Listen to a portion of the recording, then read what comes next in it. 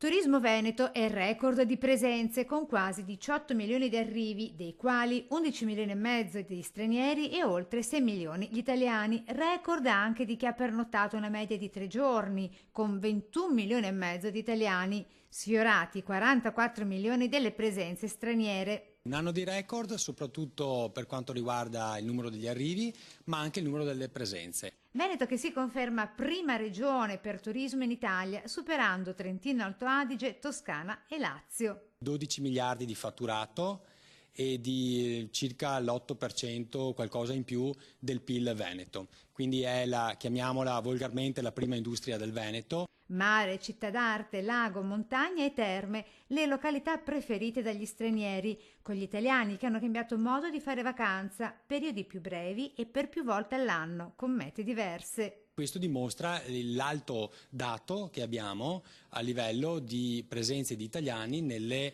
città d'arte, pari al 9,4%.